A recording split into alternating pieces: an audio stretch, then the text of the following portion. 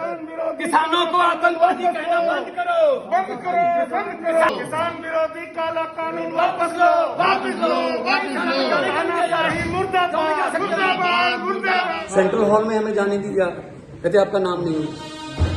आम आदमी पार्टी के चारों सांसद। ये तो गलत है, बिल्कुल गलत है, बिल्कुल गलत है, बिल्कुल गलत है। हम जाना चाहते हैं राष्ट्रपति जी का भाषण, हम यहाँ पे किसानों की बात रखना चाहते हैं। गुप्ता जी, राष्ट्रपति जी का अभिभाषण था बजट को लेकर, आप लोगों ने बायकॉट किया। सर, क्या पूरा मामला था? आप लोग विरोध किस बात को लेकर कर रहे थे संसद के अंदर? देखिए, लगातार 2 महीने से किसान ठंड के ऊपर अपनी आवाज को लेके इन तीनों काले कानूनों के विरुद्ध दिल्ली के बॉर्डर पर बैठे हुए हैं। 26 जनवरी को चंद असामाजिक तत्वों के द्वारा खुद सरकार ने जानबूझ के ढिलाई बरत के उनका सामाजिक तत्वों से गलत काम करवाया और उसके बहाने किसान आंदोलन को कुचलने की कोशिश कर रहे हैं। 26 जनवरी को जो कुछ हुआ हम उसकी निंदा करते हैं, उन दोषियों को सजा मिलनी चाहिए, परंतु इसका मतलब ये नहीं कि किसानों की मांगे खत्म हो गई है, किसानों की धरने को आप कुचलने का उस नाजायज तरीके से फायदा उठाएं, यह अच्छी बात नहीं है। इस आवाज को बुलंद करने के लिए हम राष्ट्रपति जी के अभिभाषण में ये बात राष्ट्रपति जी तक और प्रधानमंत्री जी तक और देश के सांसदों तक भिजवाने के लिए गए थे, परंतु पहली बार लोकतंत्र का हत्या संसद के अंदर देखी गई। चुन चुन के पार्टियों को संसद के सेंट्रल हॉल में बुलाया गया। हमारी पार्टी के लोकसभा के और राज्यसभा के एक भी सांसद को सेंट्रल हॉल में नहीं जाने दिया, क्योंकि पहले भी प्रधानमंत्री जी के सामने हम सेंट्रल हॉल में बातें कह चुके हैं कि किसानों की बात आपको सुननी पड़ेगी, और हम दोबारा आज इस बात को रिपीट करने वाले थे। इस बात को देखते हुए इन्होंने हमें सेंट्रल हॉल में जाने से रोका। ये लोकतंत्र का अपमान है और हम इसकी निंदा करते हैं, और किसानों की आवाज के अंदर आवाज मिलकर हम लगातार अपनी आवाज को बुलंद करते रहे। वो आगे भी किसानों की जायज मांग को हम संसद और सड़क दोनों जगह उठाते रहेंगे। गुप्ता जी, राष्ट्रपति का अभिभाषण काफी अहम था, पूरे देश की नजर इस पर थी, बजट से जुड़ा हुआ था, तो क्या इसके बाद आप लोग अपना विरोध प्रदर्शन नहीं कर सकते थे? क्योंकि आप पर भी आरोप लग रहा है कि आपने जानबूझकर खलल डालने की कोशिश की गई, इसलिए आपको अंदर एंट्री नहीं करने दी गई। 125 से ऊपर किसान अपनी शहादत दे चुके हैं।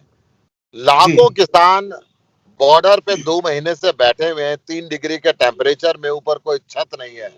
2 दिन पहले इनकी बिजली काट दी गई, पानी की व्यवस्था खत्म कर दी गई, शौचालय वहां से हटा दिए गए, अमानवीय व्यवहार किया गया, ह्यूमन राइट का उल्लंघन किया गया।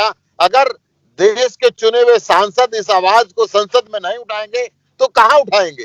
राष्ट्रपति जी और प्रधानमंत्री जी वैसे तो कहीं मिलने का समय देते नहीं है, किसानों के पास जाने का बॉर्डर पे इनके पास समय नहीं है, और देश के संसद के अंदर अगर ये आवाज उठाना चाहें तो इस आवाज को रोकने के लिए हमें संसद में जाने पे प्रतिबंधित कर दिया जाए।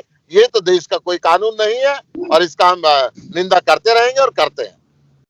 सर, सोमवार से बजट सत्र शुरू हो रहा है, आगे किस तरह की स्ट्रेटेजी आप लोगों की रहेगी? क्या उसका भी बहिष्कार करेंगे आप लोग? देखिए, विधेयक कार्य भी करेंगे, परंतु किसानों की आवाज को उठाएंगे।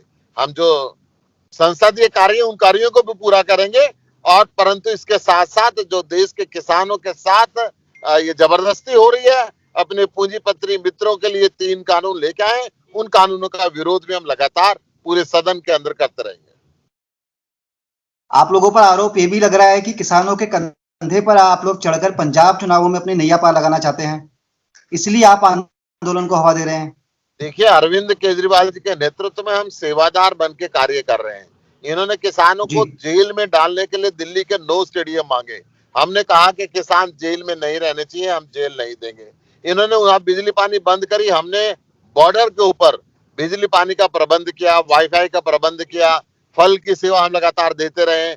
और किसान भी इस बात को मानते हैं कि आम आदमी पार्टी राजनीति करने के लिए वहां पर नहीं आ रही, उनकी आवाज को बुलंद करने के लिए और उनकी सेवा करने के लिए आ रही है।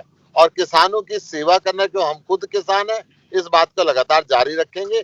इसके लिए ये राजनीतिक पार्टियां जो मर्जी कहते रहे, परंतु हम इनकी बातों में नहीं आने वाले। एक गुप्ता जी, कल अरविंद जी ने कहा है कि फर्जी केस दर्ज किए गए हैं किसानों के ऊपर, और जो लोग वास्तव में कर रहे थे वो अभी भी पहुंच से दूर है। आपके कई पुराने साथियों पर भी केस दर्ज हुए हैं, खासतौर पर योगेंद्र यादव के खिलाफ FIR दर्ज की गई है, तो आप लोग विरोध करते हैं इस पूरे मामले का? देखिए, जो जो फर्जी केस है हम उन सब का विरोध करते हैं। व्यक्ति बात ये नहीं है कि हमारा आदमी था या किसी और का आदमी था। जो भी फर्जी केस है हम उसका विरोध करते हैं, और जिन्होंने लाल किले के ऊपर जाकर वो दुर्घटना की रही है उनको अभी तक ये गिरफ्तार नहीं करना चाह रहे। सिंधु जी का फोटो देश के प्रधानमंत्री जी के साथ चर्चा में है, उनका फोटो देश के गृह मंत्री जी के साथ चर्चा में है। ऐसी स्थिति के अंदर अगर उनको गिरफ्तार न किया जाए और सीधे सीधे किसानों को नाजायज केस बना के उनको गिरफ्तार किया जाए तो ये निंदनीय बात है। ये अभी नए बने हैं। एक आखिरी सवाल, आंदोलन लगभग कल खत्म हो जाता, लेकिन राकेश टिकैत ने जिस तरह का बयान जारी किया उसके बाद फिर से आंदोलन को बल मिलता हुआ दिख रहा है। आप लोग भी समर्थन कर रहे हैं, मनीष सिसोदिया खुद पानी का इंतजाम करा रहे हैं, वहां बॉर्डर पर देख भी रहे हैं, राघव चड्ढा भी निकले हुए हैं। सर, कैसे आम आदमी पार्टी अब इस आंदोलन को संभालेगी, क्योंकि सिंघू बॉर्डर पर आंदोलन का विरोध हो रहा है, गांव वासी कह रहे हैं कि बॉर्डर खाली करो। देखिए, आम आदमी पार्टी किसानों के विरुद्ध हर जुल्म में उनके साथ है। कल संसद में इस बात को आज हमने उठाना था और सरकार की कोशिश थी कि आंदोलन को कल रात को कुचल दे, जबरदस्ती वहां से उठा दे।